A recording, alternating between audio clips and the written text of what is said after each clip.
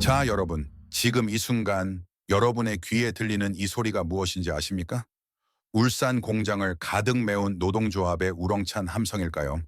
아니면 머리띠를 두르고 임금 인상을 외치는 수만 명의 절규일까요? 아마 대부분의 국민들은 늘 보던 풍경, 매년 반복되는 현대차의 연례 행사쯤으로 생각하고 채널을 돌리실 겁니다. 하지만 잠깐만요. 오늘 제가 들려드릴 이야기는 여러분이 알던 그 뻔한 노사 갈등이 아닙니다. 이 시끄러운 소음 뒤에 숨겨진 정말로 등골이 서늘해지는 침묵의 정체를 말씀드리려 합니다. 지금 현대차 서초동 사옥, 그 가장 높은 곳에 위치한 회의실 공기는 예전과 완전히 딴판입니다. 불과 5년 전만 해도 노조가 라인을 멈추면 회사가 망한다는 공포가 지배했습니다. 사장님이 직접 작업복을 입고 현장에 내려가 제발 라인만은 돌려달라고 읍소하던 시절이 있었죠. 그런데 2026년 2월, 지금 경영진들의 표정을 한번 떠올려 보십시오. 다급함은커녕 입가에 묘한 여유마저 번지고 있다면 믿으시겠습니까? 오히려 노조가 파업의 깃발을 높이 올릴수록 그들은 속으로 쾌재를 부르고 있을지도 모릅니다. 이건 단순한 추측이 아닙니다. 지금 월가와 여의도 증권가 깊숙한 곳에서 돌고 있는 아주 은밀하고도 잔혹한 시나리오가 현실이 되고 있다는 증거입니다. 계속 파업하십시오. 당신들이 멈추면 멈출수록 우리의 계획은 더 완벽해질 뿐입니다. 도대체 그들은 무슨 믿는 구석이 있길래 이토록 당당한 걸까요? 노조가 울산에서 확성기를 트는 동안 지구 반대편 미국 조지아주의 광활한 대지 위에서는 인간이 아닌 전혀 다른 존재들이 몸을 풀고 있기 때문입니다. 오늘 이야기는 단순히 현대차가 미국으로 공장을 옮긴다는 뉴스가 아닙니다. 이것은 나스닥에 상장될 7조 원짜리 빅픽처와 그 과정에서 소리 없이 사라질 당신의 일자리에 관한 냉혹한 경고장입니다. 지금부터 그 충격적인 진실의 커튼을 걷어 올려보겠습니다. 본격적인 이야기로 들어가기 전 잠시 구독 버튼 한번 눌러주시겠습니까? 앞으로 펼쳐질 7조 원짜리 고급 정보를 받아보시는 비용치고는 아주 저렴한 투자일 겁니다. 만약 아직 확신이 안 서신다면 좋아요만이라도 시원하게 눌러주세요. 믿져야 본전, 하지만 끝까지 들으시면 분명 무릎을 치게 되실 겁니다. 본격적인 이야기로 들어가기 전 잠시 구독 버튼 한번 눌러주시겠습니까? 앞으로 펼쳐질 7조 원짜리 고급 정보를 받아보시는 비용치고는 아주 저렴한 투자일 겁니다. 만약 아직 확신이 안 서신다면 좋아요만이라도 시원하게 눌러주세요. 믿져야 본전, 하지만 끝까지 들으시면 분명 무릎을 치게 되실 겁니다. 자, 그렇다면 도대체 현대차 경영진은 언제부터 이런 배짱을 가지게 된 걸까요? 시계를 잠시만 2년 전, 메타플랜트가 완공되기 전으로 돌려봅시다. 그때까지만 해도 현대차 노조는 그야말로 천하무적이었습니다. 울산 공장이 멈추면 전 세계 수출길이 막히고 하루에 수천억 원의 손실이 났으니까요. 그들은 자신들이 대한민국 경제의 심장을 쥐고 있다고 믿었습니다. 하지만 2026년 오늘 그 강력했던 협상 카드는 이미 유효기간이 끝난 영수증 조각이 돼버렸습니다. 왜일까요? 바로 대체 불가능성이라는 마법이 완전히 깨져버렸기 때문입니다. 지구 반대편 미국 조지아주를 한번 보십시오. 축구 1000개 크기의 광활한 대지 위에 세워진 메타플랜트 아메리카 HMGMA. 이곳은 단순한 공장이 아닙니다. 현대차가 노조 없는 세상을 꿈꾸며 만든 거대한 요새입니다. 지금 이 순간 울산 공장의 컨베이어 벨트가 파업으로 멈춰섰다고 칩시다. 예전 같으면 비상이 걸렸겠죠. 하지만 지금은 어떻습니까? 조지아 공장의 AI 시스템이 즉시 가동률을 끌어올립니다. 이곳에는 파업을 모르는, 지치지도 않는 새로운 노동자들이 24시간 풀가동으로 돌아가고 있기 때문입니다. 사측 입장에서는 계산이 너무나 명확합니다. 울산이 쉬어도 미국이 돌아간다. 즉, 더 이상 노조에게 목줄을 잡힐 이유가 사라진 겁니다. 그런데 여기서 진짜 소름 돋는 반전이 하나 있습니다. 현대차 경영진은 이 파업을 단순히 방어하는 게 아닙니다. 오히려 이 상황을 즐기고 있을지도 모릅니다. 노조가 파업을 하면 할수록 회사가 그토록 원하던 로봇 도입의 명분이 완벽하게 완성되기 때문입니다. 생각해 보십시오. 회사가 평화로운 시기에 이제부터 로봇을 쓰겠습니다라고 하면 어떻게 될까요? 당연히 일자리 뺏는다며 전 국민적인 비난을 받을 겁니다. 하지만 노조가 스스로 라인을 멈춰버린다면 이야기가 달라집니다. 회사는 주주들과 여론 앞에서 아주 당당하게 말할 수 있게 되죠. 보십시오. 사람이 일을 안 해서 차를 못 만듭니다. 고객과의 약속을 지키기 위해 어쩔 수 없이 로봇을 투입하겠습니다. 기가 막히지 않습니까? 파업이 길어질수록 로봇 투입은 정당화되고 노조는 자신들의 밥그릇을 걷어차는 꼴이 되는 겁니다. 자신들의 권리를 지키기 위해 던진 창이 오히려 자신들의 일자리를 로봇에게 넘겨주는 급행열차 티켓이 되어 돌아오는 이 지독한 역설.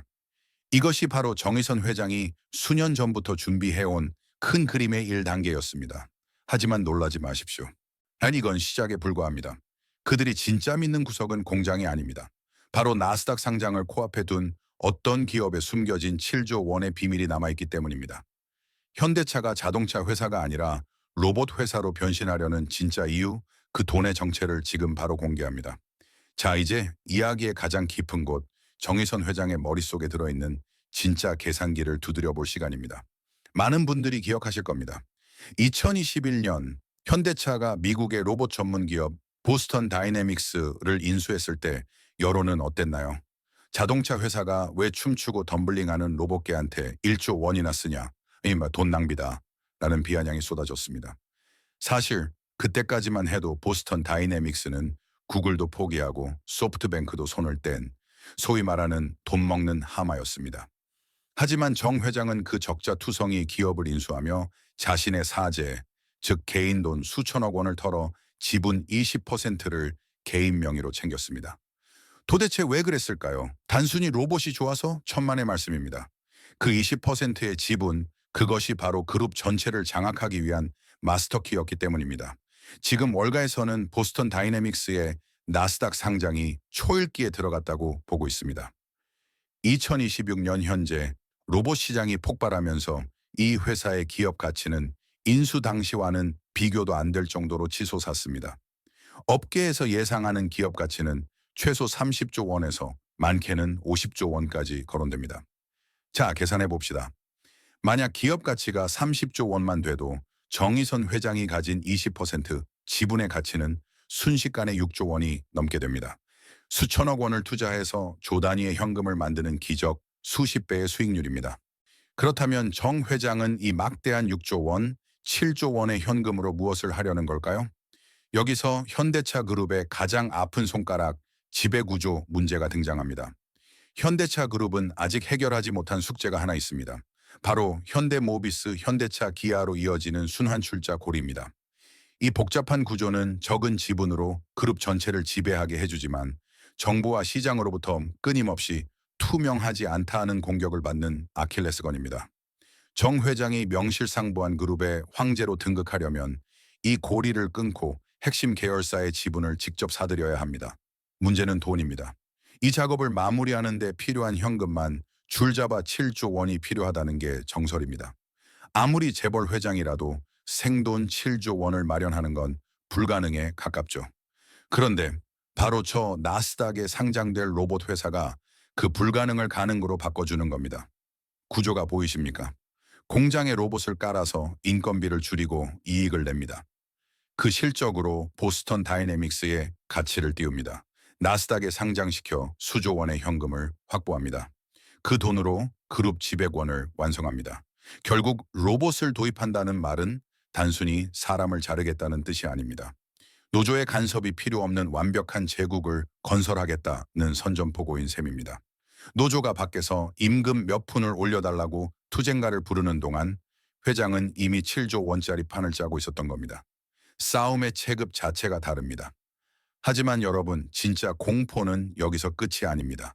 이 거대한 자본의 논리가 완성되는 순간 우리 같은 평범한 사람들의 일자리는 어떻게 될까요? 나는 생산직이 아니니까 괜찮아 라고 안심하고 계십니까? 시천만의 말씀입니다. 2026년 오늘 울산 공장에서 벌어지는 일은 내일 여러분의 사무실에서 벌어질 예고편에 불과합니다. 비용은 10분의 1, 효율은 10배. 이 잔혹한 가성비의 대결에서 인간이 과연 살아남을 수 있을까요? 다음 챕터에서 그 처참한 성적표를 공개합니다. 자, 감정을 걷어내고 계산기를 꺼내봅시다. 기업은 자선단체가 아닙니다. 오직 이익을 조차 움직이는 차가운 생물이죠. 지금 현대차 재무팀 책상 위에 놓인 보고서 한 장을 몰래 훔쳐본다고 상상해 보십시오. 거기엔 인간 대 로봇이라는 아주 잔인한 비교표가 적혀 있습니다. 우리가 흔히 킹산직이라 부르는 현대차 생산직의 위상, 대단하죠. 2025년 기준 평균 연봉은 이미 1억 원을 가볍게 넘어섰습니다. 여기에 식대, 자녀 학자금, 통근버스, 각종 복리후생비까지 합치면 회사 입장에서 사람 한 명을 고용하는 데 드는 비용은 연간 1억 5천만 원에서 2억 원에 육박합니다. 더 무서운 건 이 비용은 시간이 지날수록 무조건 올라간다는 겁니다. 매년 임금 협상 때마다 파업 위협을 견디며 올려줘야 하는 확정적 적자인 셈이죠. 그렇다면 로봇은 어떨까요? 최근 양산형 휴머노이드 로봇 아틀라스급의 가격이 얼마까지 떨어졌는지 아십니까? 대당 약 9천만 원 수준입니다. 놀랍지 않습니까? 초기 구입비가 사람 한 명의 1년치 연봉보다 쌉니다. 그런데 여기서 결정적인 차이가 벌어집니다. 로봇은 한 번 사면 최소 10년을 씁니다. 감가상각을 따지고 전기료, 수리비를 다 합쳐도 연간 유지비는 2천만 원 남짓입니다. 결론이 나옵니다. 사람 한 명 쓸 돈이면 지치지 않는 로봇 7대에서 8대를 굴릴 수 있다는 계산입니다. 여러분이 사장이라면 누구를 선택하시겠습니까? 하지만 진짜 경영진을 미치게 만드는 건 돈보다 리스크입니다. 로봇은 다치지 않습니다. 산업재해로 사장님이 법정에 서거나 중대재해처벌법으로 감옥에 갈 일도 없습니다. 무엇보다 로봇은 사장 물러나라며 머리띠를 매지 않습니다. 밤새워 일했으니 특근 수당 내놔라, 명절 떡값 달라 요구하지도 않습니다. 24시간 365일 입력된 코드대로 묵묵히 볼트를 주을 뿐입니다. 특히 최근 논란이 된 노란봉투법은 불에 기름을 부은 격이었습니다.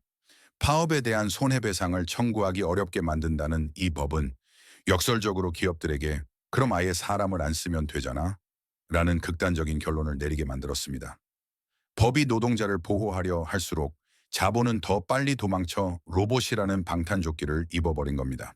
실제로 증권가 분석에 따르면 생산 라인의 로봇 도입률이 10% 올라갈 때마다 영업이익률은 3%포인트 이상 개선된다고 합니다. 매출이 제자리 걸음이어도 비용이 획기적으로 줄어드니 이익은 폭발하는 구조입니다. 이런 상황에서 울산 공장의 노조가 임금 10% 인상을 외칠 때 회사는 속으로 웃을 수밖에 없습니다. 그래, 그 돈이면 로봇 라인 하나 더 깔고 말지. 계산은 이미 끝났습니다. 현대차는 지금 아주 독하게 그리고 아주 조용히 체질을 바꾸고 있습니다. 인간의 근육이 필요 없는 공장, 불을 켜지 않아도 돌아가는 다크 팩토리, 다크 팩토리로의 전환은 이제 거스를 수 없는 흐름이 되었습니다. 자, 이제 마지막 질문이 남았습니다. 이 거대한 변화의 파도 앞에서 과연 우리는 무엇을 준비해야 할까요? 단순히 로봇 나빠요 라고 욕만 하고 있을 시간이 없습니다.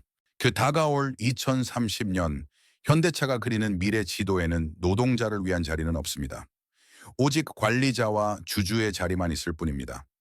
마지막 챕터, 당신이 로봇의 노예가 되지 않고 주인이 되는 유일한 방법을 제시합니다. 결국 현대차가 보여주고 있는 이 거대한 움직임은 단순히 일개 기업의 전략이 아닙니다. 대한민국, 아니 전 인류의 노동시장이 어디로 흘러가고 있는지를 보여주는 가장 적나라한 예고편입니다. 2030년, 불과 4년 뒤입니다. 현대차의 내부 로드맵에 따르면 이때는 완전 자동화의 원년이 될 것입니다. 지금 우리가 알던 공장의 풍경은 역사 속으로 사라집니다. 기름때 묻은 작업복을 입고 용접하던 기술자의 자리는 태블릿 PC를 들고 로봇의 코드를 수정하는 소수의 엘리트 엔지니어가 대신할 것입니다.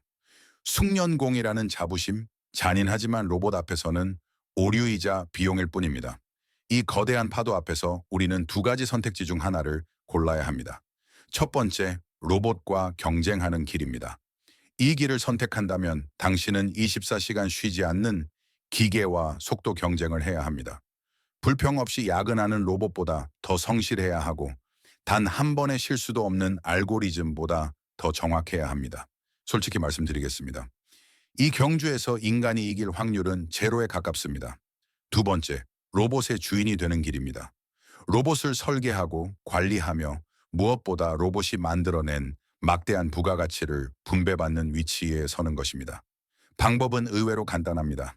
내 노동력이 로봇에게 대체될까 봐 두려워만 할 게 아닙니다. 그 로봇을 부리는 기업의 주주가 되어 자본 소득의 파이프라인을 구축하십시오. 회 혹은 로봇이 절대 흉내낼 수 없는 인간 고유의 창의성과 공감 능력을 키워 로봇을 도구로 부리는 대체 불가능한 인재가 되십시오.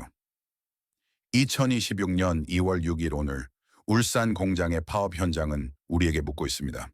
당신은 과거의 영광을 붙들고 소멸해가는 노동자가 될 것인가? 아니면 변화의 파도에 올라타 새로운 불을 거머쥐는 자본가가 될 것인가? 현대차 경영진의 미소, 그리고 나스닥을 향한 7조 원의 베팅. 그것은 우리에게 이제 노동만으로 부자가 되는 시대는 끝났다. 고 소리치고 있는 것일지도 모릅니다. 불편한 진실을 마주하는 건 고통스럽습니다. 하지만 그 진실을 외면하고 잠만 잔다면 눈을 떴을 때 내 자리는 이미 사라져 있을 겁니다. 오늘 제가 전해드린 이 냉혹한 분석이 여러분의 미래를 대비하는 작은 나침반이 되었기를 바랍니다. 지금까지 아무도 말해주지 않았던 경제의 이면, 무한 돈전이었습니다.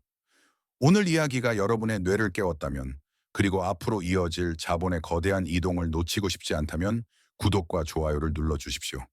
여러분의 클릭 한 번이 더 날카롭고 깊이 있는 통찰을 만드는 가장 큰 힘이 됩니다. 다음 시간에는 더 충격적인 돈의 흐름을 가지고 돌아오겠습니다. 고맙습니다.